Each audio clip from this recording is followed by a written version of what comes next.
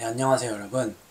많은 분들이 대기업 취업을 바라지만 경쟁이 치열한 만큼 대기업 취업에 실제로 성공하시는 분들은 많지 않습니다. 저 역시 취준생 시절에 몇 차례의 취업 실패를 맛보고 중소기업에서 커리어를 시작했는데요. 하지만 3번의 이직 과정을 거쳐 현재는 모두가 알만한 대기업에서 열심히 근무하고 있습니다.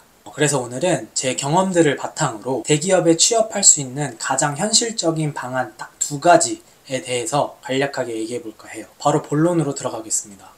대기업 취업에는 2가지 방법이 있어요. 첫 번째는 신입공채로 입사를 하는 거고, 두 번째는 중소중견 기업에서 능력치를 쌓은 후 대기업으로 이직을 하는 건데요. 사실 뻔한 얘기죠.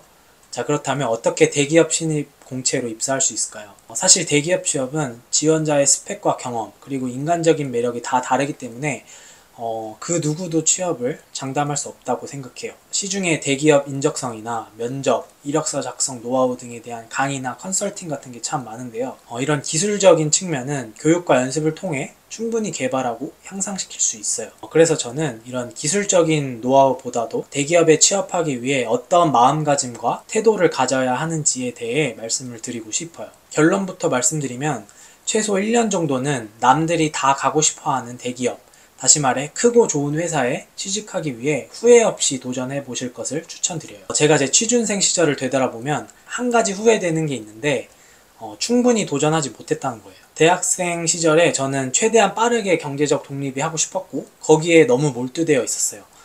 그런 상태에서 가고 싶었던 회사 몇 군데 이력서를 넣었는데 서류에서 다 떨어지더라고요. 취업 준비를 해보신 분들은 아시겠지만 서류나 면접에서 탈락을 몇 번 하다 보면 자존감이 진짜 바닥을 치거든요. 사실 지금 생각해보면 자존감이 떨어질 일이 아니었어요. 왜냐하면 당시에 자소서나 인적성에 대한 준비가 전혀 안 되어 있었고 그냥 대충 이 정도면 되겠지 하는 수준이었거든요. 어떤 회사와 직무들이 있고 각 직무에 맞게 자소서는 어떻게 써야 하는지, 면접 준비는 어떻게 하는지 등에 대해 제대로 숙지가 안 되어 있었어요. 너무 쉽게 생각했던 거죠. 그렇게 몇 번의 실패를 경험하니 지레 겁을 먹고 눈을 확 낮추게 되더라고요. 그나마 조금은 취업이 수월해 보이는 중소 중견 기업들을 찾아보기 시작했고 그중 한 군데에 합격을 하게 되었어요. 그리고 그곳이 저의 첫 회사가 되었습니다. 대기업에 가서 용의 꼬리가 되느니 중소기업에 가서 뱀의 머리가 되겠다라는 호기로운 마인드로 나름 보람 있는 회사 생활을 했어요. 또 실제로 연차에 비해 맡아야 하는 업무가 많아서 배우는 게 많고 또 재미도 있었는데 항상 마음 한켠에 아쉬운 마음이 좀 들더라고요. 너무 섣부르게 포기한 게 아닌가? 라는 아쉬움은 대기업에 다니고 있는 지금까지도 사실 조금 있어요. 물론 중소기업이나 스타트업에서 커리어를 시작해서 중고 신입 혹은 경력으로 충분히 대기업에 갈 수 있어요. 제가 그렇게 했다고 말씀드렸잖아요. 근데 경력직으로 들어가면 알게 모르게 공채 텃세라는 게 있기도 하고 또 HR에서 경력직보다는 공채 직원들을 약간 특별히 더 챙기고 특별 대우를 해주는 경향이 조금 있거든요. 그리고 이런 게 인사고과에 영향을 미치기도 해요. 그렇기 때문에 경력을 쌓고 대기업으로 이직하는 거는 차선책이고 가장 좋은 것은 커리어 시작 자체를 대기업에서 시작하는 것입니다. 다시 한번 말씀드리지만 적어도 1년 정도는 대기업 공채나 본인이 원하는 회사에 원 없이 도전해 보세요. 그래야 나중에 후회가 남지 않습니다. 그리고 2번째 방법, 중소기업에서 커리어를 시작해서 대기업으로 이직하는 방법이 있습니다. 제가 바로 이 케이스에 해당하는데요. 이왕이면 대기업에서 커리어를 시작하라 라고 말씀을 드리지만 1년 이상 취업이 되지 않을 경우에는 빠르게 다음 스텝을 준비하시는 것이 좋아요.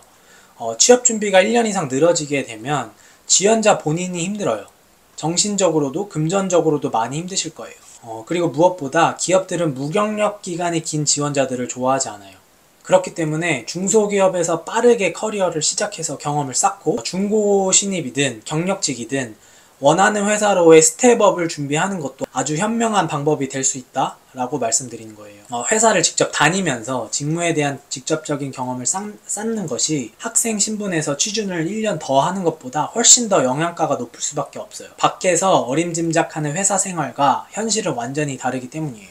그리고 대기업 신입보다 중소 중견 기업의 신입이 훨씬 더 많은 일을 해야 하는 경우가 많아요. 좋게 말하면 업무 범위가 넓은 거고 나쁘게 얘기하면 체계가 없어서 그런 건데요. 어쨌든 실무적인 측면에서 직접 부딪히며 배울 수 있는 게 많기 때문에 중소기업에서 1, 2년 일을 배우고 좀 더 큰 곳으로 이직하면 일을 잘한다는 얘기를 곧잘 듣게 되실 거예요. 이처럼 돈을 받으면서 다양한 업무와 회사 생활을 경험할 수 있고, 그리고 이 모든 것들이 이력서나 면접에서 본인만의 강점이 되어 반드시 드러날 거예요.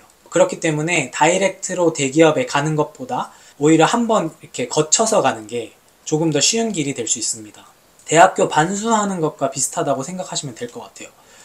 반수해서 훨씬 더 좋은 대학교로 가는 케이스들이 있잖아요.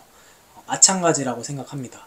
재직 중인 상태에서 원래 가고 싶었던 회사에 중고 신입으로 가거나 아니면 저연차의 빠른 이직을 통해서 대기업에 진입하는 케이스가 생각보다 굉장히 많습니다. 간혹 중소기업에서 대기업에 진입하는 건 현실적으로 쉽지 않다라고 말씀하시는 분들이 있는데요. 저는 반은 맞고 반은 틀렸다라고 말씀드리고 싶어요. 어떤 전략이나 목표 없이 단순히 아무 기업에나 들어가게 될 경우 그분들 말씀처럼 시간만 허비하다 대기업 이직이 어려워질 수 있어요.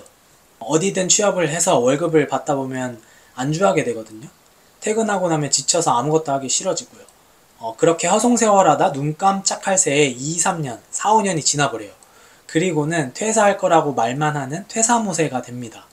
그래서 다시 한번 말씀드리지만 중소기업으로의 취업은 내가 가고 싶은 이직 희망처로 스텝업하기 위한 중간 단계로 여겨야 하고, 그 안에 반드시 어떤 의도된 전략과 계획이 있어야 합니다.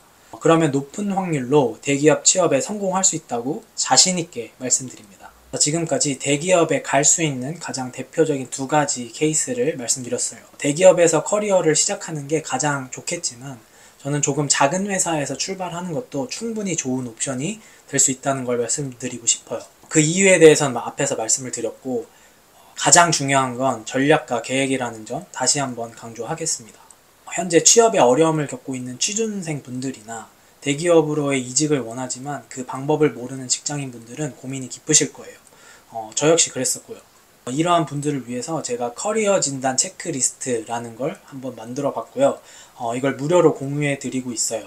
그리고 또 커리어 스텝업을 위한 컨설팅을 열심히 진행하고 있으니까요. 아래 고정 댓글 링크 클릭하셔서 제가 준비한 체크리스트 받아보시길 바라고, 또 문의사항 있으시면 언제든지 질문 남겨주세요. 제가 시간 되는 대로 체크해서 답변 드릴 수 있도록 하겠습니다. 여러분의 회사 생활 또 커리어가 조금이라도 더 의미있고 행복할 수 있도록 앞으로도 다양한 컨텐츠 만들어 보겠습니다. 구독과 좋아요 한 번씩만 눌러주시면 정말 감사하겠습니다. 오늘도 시청해주셔서 감사합니다.